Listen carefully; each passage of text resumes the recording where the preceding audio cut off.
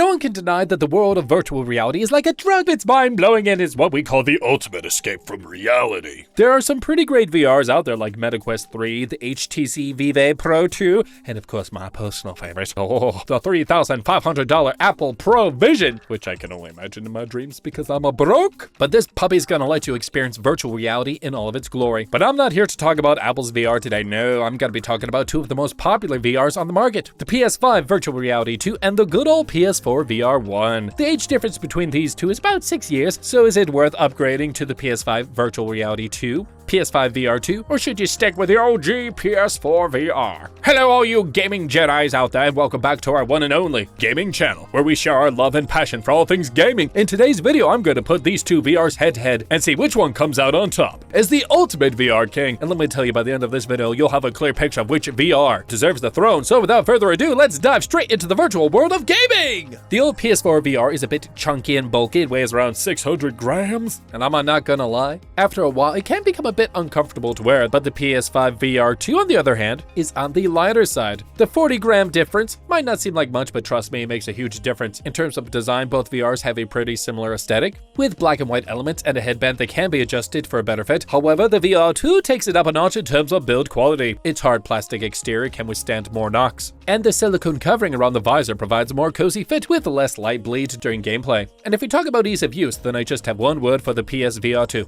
simplicity. Unlike the VR1, which requires multiple wires and a breakout box to connect to the console, the PSVR2 only needs a single USB-C cable. For me, it's like Netflix versus cable TV. I mean, like, come on. The setup of the process of the VR1 is still quite a pain in the butt, but not anymore with the PSVR2. And what's even more convenient is that the PSVR2 doesn't require external cameras. They've already built it into the front of the headset. So basically, you're getting a clutter-free VR with the PSVR2, which is very nice. You don't have to worry about a million wires or external cameras. Just plug in the USB-C cable and you're good to go. The cable length of the PSVR2 is 4.5 meters, which I think is quite decent if you're not a giant or an NBA player. Both VRs have a 3.5mm audio jack to connect headphones, but the PSVR2 has a more elegant solution for this. The included earbuds are designed in a way that won't create a messy wire situation. Now, if you take my opinion in terms of ease of use and freedom, then hands down the PSVR2 is the winner in terms of wires. Minus 6 individual plugs with no breakout box and no external camera. It's just you, the VR, and of course the PS5 to power it all. But if you're someone who likes a more Matrix-like setup with wires and boxes everywhere, then hey, go for it. The PSVR1 is still a great option for you.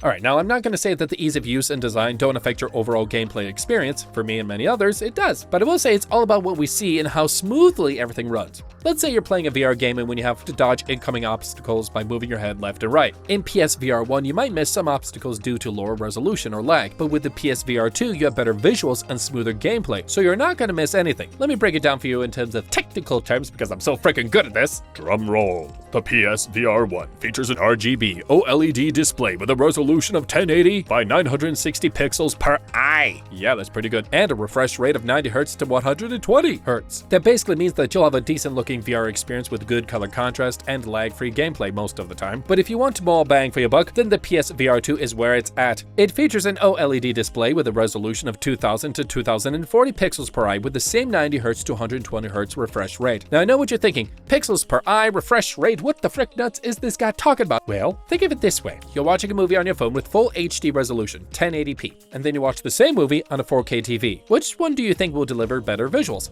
Obviously the 4K TV because of its high resolution. That's what happens with VRs as well. The higher the resolution, the better the visuals. The PS5 VR2 will give you a lifelike experience due to its OLED, HDR, and 4K capabilities. It also has an adjustable Fresnel lens, which is not present in the PSVR1. This lens allows you to customize the spacing between lenses to match your eye position for optimal on-screen image. In simpler terms, it means that you can adjust the VR headset according to your vision and have a clearer view of what's happening on screen. But how much wider can you see with either of the VRs? Well, with the field of view, the FOV for the PSVR1 is 100 degrees, which is pretty good. But with the VR2, you have a bit wider. You have an FOV of 110 degrees. Now, okay, imagine yourself driving a car with your eyes closed. But please don't do that in real life because Some people have, and I'm like, oh my gosh, you're dumb. Now imagine doing it again with your eyes open. That's basically the difference in field of view. It really does add more to the overall immersion. Now I'm going to talk about something that a lot of people don't even know exists. Latency. Yes, the magic word latency refers to the delay between your actions and the reflection in the VR world. You ever played a game where you press a button and it takes a second for your character to respond and you're like, oh my gosh, I'm gonna die of old age? Yeah.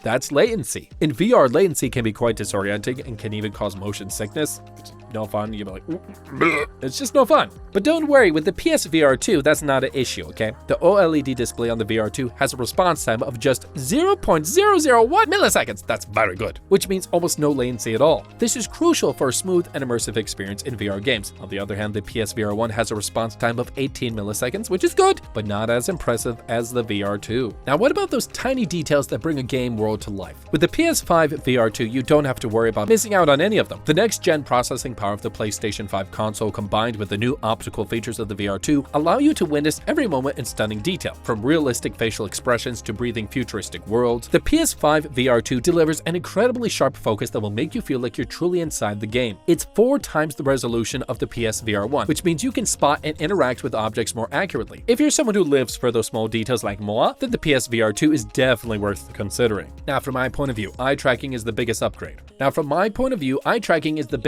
that the PS VR2 has over its predecessor. The old fossil, the VR1, also has eye tracking, but it's not as advanced as the one in the VR2. This is because the PS VR2 also uses foveated rendering, which automatically adjusts the level of detail in the virtual reality world based on where your eyes are looking. This means that the VR2 can render the foveal, the central vision, in high detail while reducing details in the peripheral vision. As a result, not only do graphics look more realistic, but also improves performance and reduces motion sickness. You can even customize the intensity of foveated rendering if you prefer to keep everything in high detail and you love the stimulation on your eyeballs. With eye tracking, the connection between your actions and what you see in VR becomes even more seamless, taking immersion to a whole new level. Now let's talk about each virtual reality headset's sound and haptic feedback. The PS VR1 has a built-in microphone and 3D audio technology that allows you to pinpoint the direction and distance of the sounds coming from all around you. This creates an immersive audio experience that can enhance gameplay and make it feel more realistic. On the flip side, the PS5 VR2 takes everything up a notch. With the new Tempest 3D audio tech, the PS5 VR2 adapts to your position and head movements, creating incredibly realistic soundscapes. It's like, whoa, that's really good. It also features an integrated microphone for chatting with friends. In terms of audio, both headsets have their own strengths, but the PS VR2 has definitely an edge with its advanced technology. But what I love about the PS VR2 is its head-mounted haptic feature. This is a game changer in every sense of the word. With haptic feedback, you can literally feel the virtual world around you, whether it's a gust of wind, a punch from an enemy, or just footsteps. The PS VR2's haptic feedback system adds a whole new level of immersion to gameplay. Now, you don't just witness the game, but you also feel it. But just imagine being able to feel the recoil of the gun or the vibration of a car in VR. It's truly an extraordinary experience that must be tried to be fully understood. With its head-mounted haptics and advanced audio technology, the PS VR2 I think is a bit ahead of the competition. It's like pretty darn good. Now, of course, how could we forget about controllers when talking about virtual reality headsets? Controllers are like a bridge that connects you to the virtual world. The OG PS VR1 offers 2 types of controllers, the DualShock 4 wireless controller and the PlayStation Move motion controller.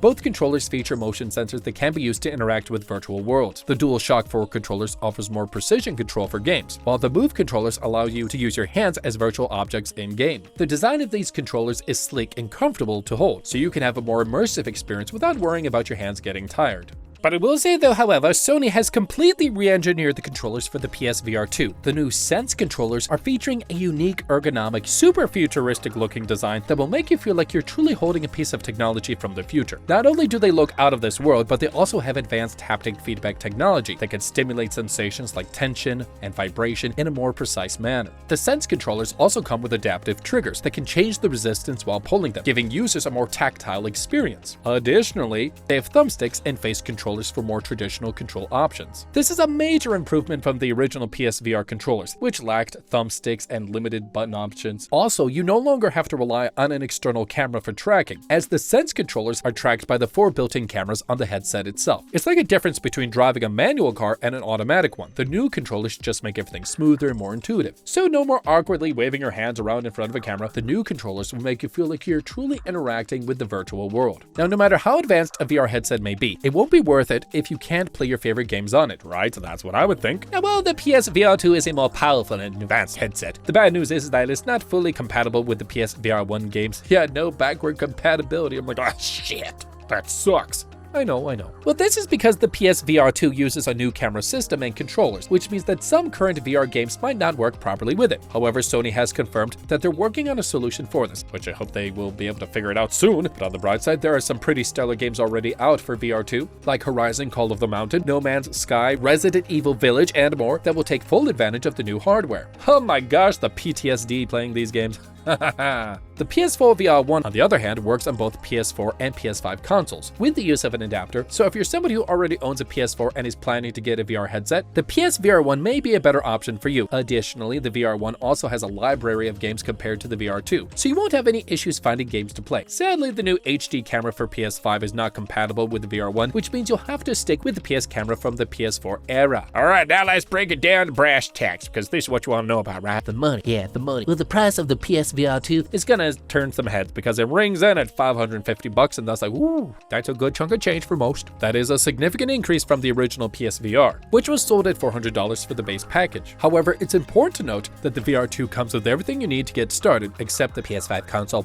So there are no hidden expenses like buying additional controllers or a camera. If you add those costs to the original PSVR, the price would be around $550 to $560. So in reality, the price difference is actually not that bad, surprisingly. So which VR headset should you crown as the ultimate VR king? Well, it ultimately depends on what you're looking for and how much money you got, just saying. And what you're also looking for in your virtual reality experience. If you own a PS5 and are looking for the most cutting-edge futuristic VR experience, then you should definitely go for the PSVR 2. With its lifelike graphics, advanced audio and haptic technology, and intuitive controllers, the PSVR 2 is truly a next-level VR experience. However, if you're someone who already owns a PS4 console and wants to play a larger variety of games, then the PSVR 1 might be a better option for you. But if you take my word for it, I would say go for the PSVR 2, as it's a more future-proof investment and it will also continue to push the boundaries of VR gaming. And there you go. That's my take on the PS5 VR 2 versus the PS4 VR 1. Now, I really hope this video shed some light on which headset is the right choice for you. If you think I missed out on anything, or if you have your own experiences to share, please do let me know down in the comments below. I would love to hear your thoughts. And as always, if you love what you see, please don't hesitate to hit that like and subscribe button to stay updated with the latest and greatest news in the world of gaming. From,